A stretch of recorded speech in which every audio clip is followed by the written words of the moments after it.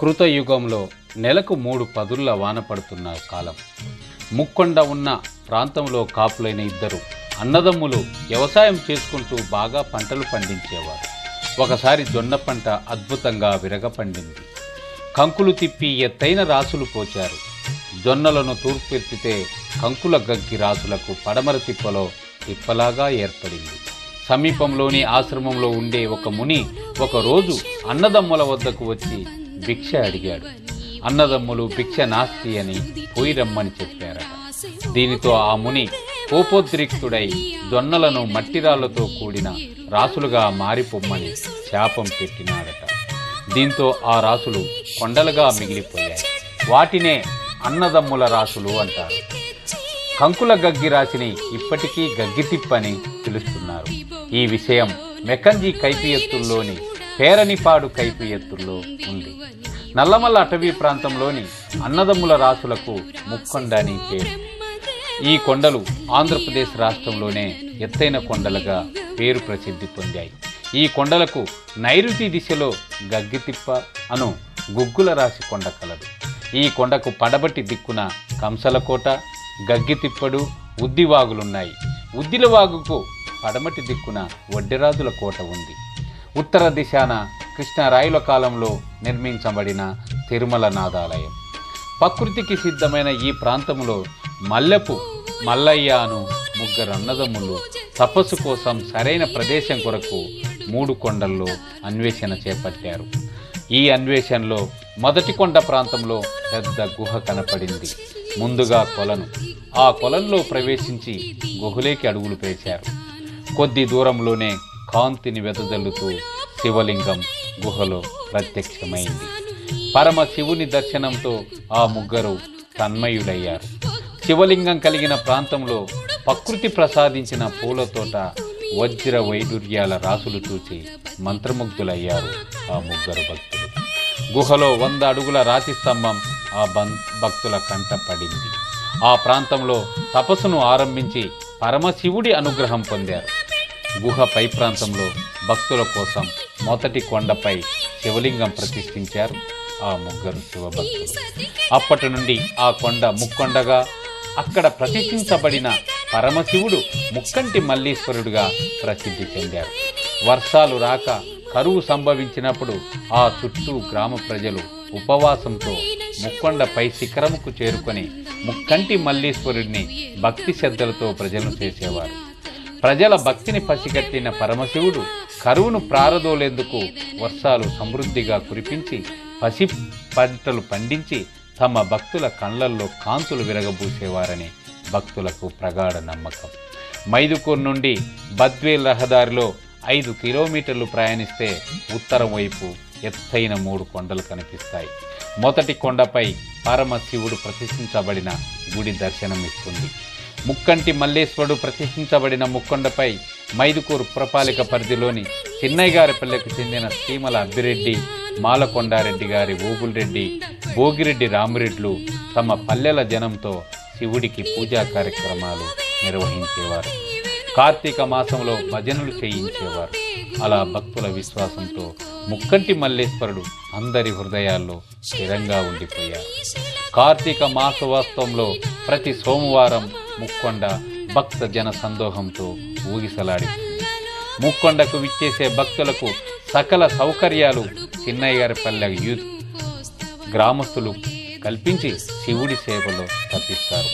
ముక్కొండకు ధర్మకర్తలుగా శ్రీమల అబ్బిరెడ్డి కుమారులు చంద్రమోహన్ రెడ్డి, శివారెడ్లు వ్యవహరిస్తున్నారు. కడప జిల్లా నుండే కాకుండా ఇతర జిల్లా నుండి కూడా భక్తులు ఈ కార్తీక మాసోత్సవంలో పాల్గొని భక్తి శ్రద్ధలతో శివశివ అంటూ కాలినడకన ముక్కంటి మల్లేశ్వరిని దర్శించుకొని పునీతులవుతారు.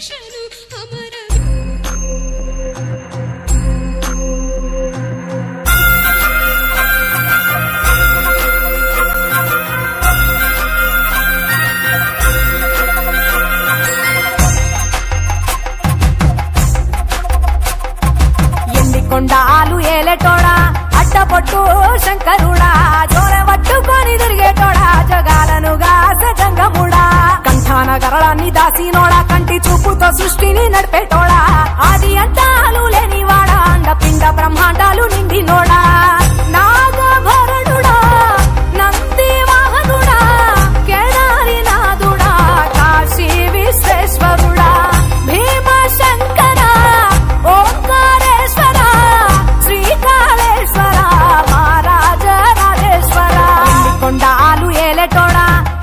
పట్టు శంకరుడా జోలె పట్టుకొని తిరిగేటోడా జగాలను గాసె జంగముడా కంఠాన గరళాన్ని దాసినోడా కంటి చూపుతో సృష్టిని నడిపేటోడా ఆది అంతాలు లేనివాడా అండపిండ బ్రహ్మాండాలు నిండినోడా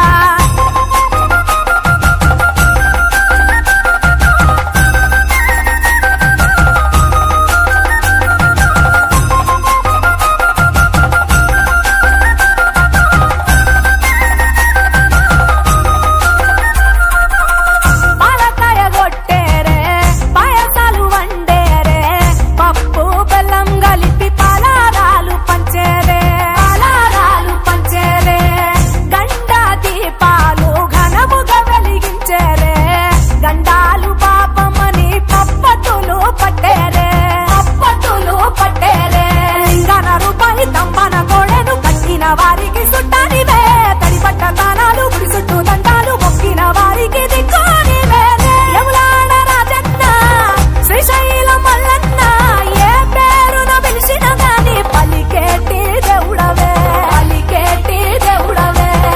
కోరితే కొడుకులనిచ్చి అడిగితే ఆడబిడ్డలనిచ్చే తీరు తీరు పూజలనుందే మా ఇంటి దేవుడవే ఎన్ని కొండాలు ఏలేటోడా అడ్డపొట్టు శంకరుడా జోలె పట్టుకొని తిరిగేటోడా జగాలను గాసె జంగముడా కంఠాన గరళాన్ని దాసినోడా కంటి చూపుతో సృష్టిని నడిపేటోడా ఆది అంతాలు లేనివాడా అండపిండ బ్రహ్మాండాలు నిండినోడా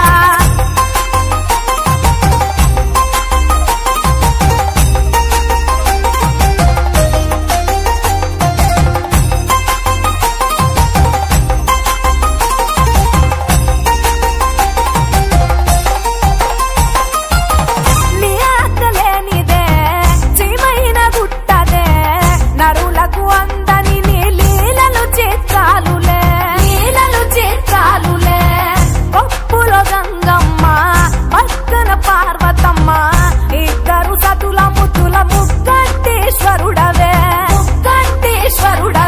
నిందొక్క పొద్దులు దండి నైవేద్యాలు మనసారా నీ ముందు పెట్టినమే కైలాసవాసుడా కరుణాల దేవుడా కరుణించమని నిన్ను వేడుకుంటామే త్రిలోక పూజుడా త్రిశూలధారుడా పంచభూతాలకు అధిపతివి నీవురా శరణని కొలిచిన వరములనిచ్చేదరా అభిషేక ప్రియుడా అద్వైత భాస్కరుడా దేవాను దేవుళ్ళు మెచ్చినోడా ఒప్పు జగ్గుల పూజలు అందినోడా అనంత జీవకోటి లేనినోడా నీవు ఆత్మలింగానివే మాయలోడా